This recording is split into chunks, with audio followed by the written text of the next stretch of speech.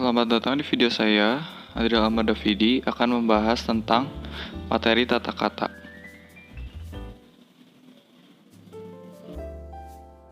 Apa sih tata kata itu? Tata kata ialah ilmu bahasa yang mempelajari seluk-beluk bentuk kata serta fungsi perubahan bentuk kata itu, baik fungsi gramatik maupun fungsi semantik.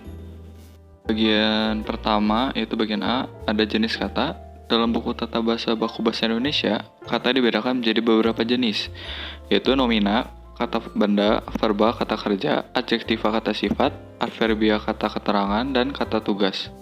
Terdiri atas kata depan, sambung, dan hubung. Jenis kata yang pertama yaitu ada nomina. Ciri-ciri nomina yaitu menyatakan suatu benda atau sesuatu yang dibendakan. Yang kedua, dapat berkedudukan sebagai subjek atau objek. Yang ketiga, dapat diakhiri oleh kata itu, ini, tersebut. Yang keempat, dapat diperluas dengan yang plus adjektiva. Berikut ini beberapa contoh nomina yaitu meja, mainan, pembunuhan, perjuangan, perluasan, perjalanan, terdakwa, kesatuan, kepandaian, ketidakadilan, surat menyurat, dan mobil-mobilan. Kita masuk ke jenis kata kedua, yaitu verba atau kata kerja. Ciri verba yaitu yang pertama, dapat menyatakan makna kerja atau perbuatan. Dapat berkedudukan sebagai predikat. Yang ketiga, dapat diawali oleh kata sedang, akan, sudah. Yang keempat, dapat diperluas dengan plus sereduplikasi adjektivanya, misalnya berteriak dengan sekeras-kerasnya, menulis dengan serapi-rapinya. Contoh verba antara lain yaitu mandi, makan, mati, berkata, berpikir, berjalan, menyanyi, mengarang, menganugerahkan, kehujanan, kelihatan, terdengar, terjatuh, dan terkontaminasi. Kita masuk ke jenis kata ketiga yaitu adjektiva. Ciri-ciri adjektiva yang pertama, dapat diawali imbuhan ter, agak, cukup, sangat, dan paling. Yang kedua, dapat diikuti kata sekali yang berarti paling. Contoh adjektiva itu sakit, jatuh, kering, ketakutan, merah, kuning, kehijau-hijauan. Jenis kata keempat yaitu adverbia atau kata keterangan. Ciri-ciri adverbia adalah nomor 1, menjelaskan kalimat atau bagian kalimat yang lain. Nomor 2, tidak berkedudukan sebagai subjek, predikat, maupun objek. Contoh adverbia antara lain misalnya sangat, amat, tidak, dan sebagainya. Jenis kata kelima yaitu kata tugas. Ciri-ciri kata tugas yaitu nomor 1, tidak memiliki makna leksikal. Yang kedua, terbagi atas kata depan atau preposisi dan kata sambung atau konjungsi. Kita masuk ke bagian kedua, bagian B, yaitu imbuhan. Jenis imbuhan yaitu bisa dibedakan menjadi 3. Nomor 1, prefiks atau awalan, yaitu contohnya ber, ter, se, meng, di, ke, pe, dan per. Yang kedua ada infiks atau sisipan, contohnya titik-titik, in, titik-titik. Yang ketiga ada sufiks atau akhiran, an, i, kan, nya. Yang keempat ada konfiks atau simofiks, pe, titik-titik an, dan ke, titik-titik an. Kita masuk ke memaknakan imbuhan.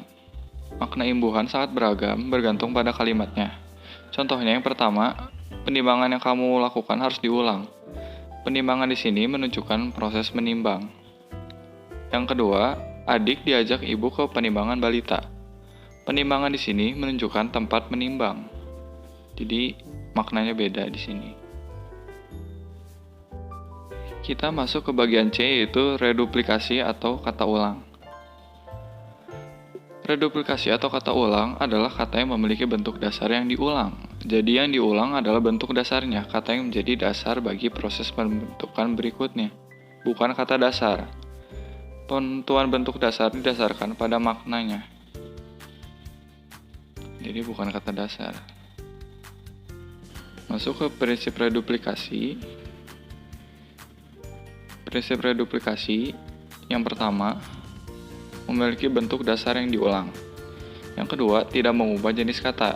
Artinya, dari bentuk nomina harus tetap menjadi nomina. Dari bentuk verba harus tetap menjadi verba. Dan sebagainya. Jadi jenis kata tidak boleh diubah. Yang terakhir, bentuk dasar merupakan kata yang memiliki makna yang lazim. Masuk ke contoh reduplikasi.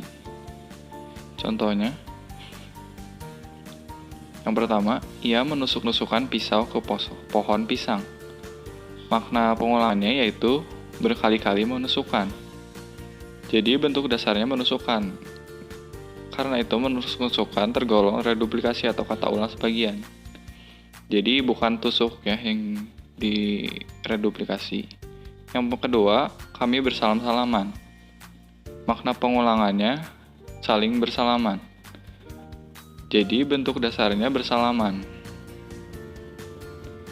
Oleh karena itu, bersalam-salaman tergolong reduplikasi atau kata ulang sebagian. Jadi bukan salam yang direduplikasi. Selanjutnya, makna reduplikasi. Makna reduplikasi bergantung pada konteks kalimatnya. Adapun kemungkinan maknanya antara lain, yang pertama, ada banyak. Jadi mobil-mobil, siswa-siswa, kursi-kursi, tamu. Yang kedua, sangat atau kualitatif. Cepat-cepat, tinggi-tinggi. Yang ketiga, ada superlatif atau paling. Misalnya, secepat-cepatnya, setinggi-tingginya. Yang keempat, berulang-ulang atau frekuentatif. Contohnya, tersenyum-senyum, melempar-lemparkan. Yang kelima, ada agak. Contohnya, kemarah-marahan, kehijau-hijauan. Yang keenam, menyerupai. Misalnya, keibu-ibuan, kekanak-kanakan. Yang ketujuh, saling atau resiprokal. Contohnya, pandang memandang, bersalam-salaman. Yang terakhir, ada bermacam-macam, contohnya sayur mayur dan buah-buahan. Masuk ke topik selanjutnya, yaitu jenis reduplikasi. Yang pertama ada reduplikasi utuh, yaitu pengulangan bentuk dasar yang sama persis. Misalnya makan-makan, pagi-pagi, jauh-jauh, pergi-pergi. Yang kedua ada reduplikasi sebagian, yaitu pengulangan atas sebagian bentuk dasar. Misalnya bersama-sama, tersenyum-senyum, masak-memasak.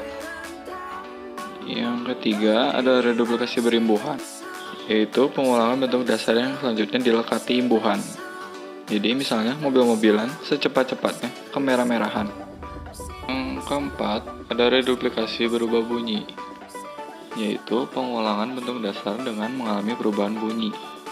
Jenis ini dibedakan menjadi dua, yaitu pertama berubah konsonan.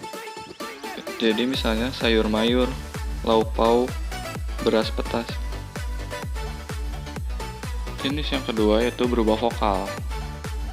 Berubah vokal ini contohnya lika-liku, liak-liuk, dan lain-lain. Selanjutnya nomor 5 ada reduplikasi suku depan, disebut juga dwipura, yaitu pengulangan atas suku pertama bentuk dasar. Pengulangan jenis ini selalu disertai perubahan bunyi vokal suku pertama menjadi e. Contohnya sesama, tetamu, rerumputan. Yang terakhir ada reduplikasi semu, yaitu kata dasar yang bentuknya menyerupai reduplikasi.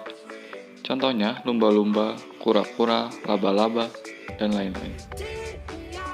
Bagian terakhir yaitu aturan penulisan reduplikasi. Yang pertama, kata ulang ditulis dengan tanda hubung.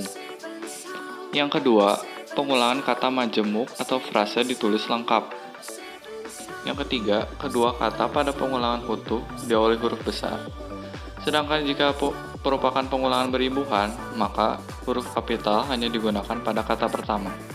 Contoh, Undang-Undang Nomor 3 Tahun 2007. Dan kalimat selanjutnya, menyelamatkan anak-anak jalanan. Contoh kedua, pelak-pelik perundang-undangan pada masa revolusi.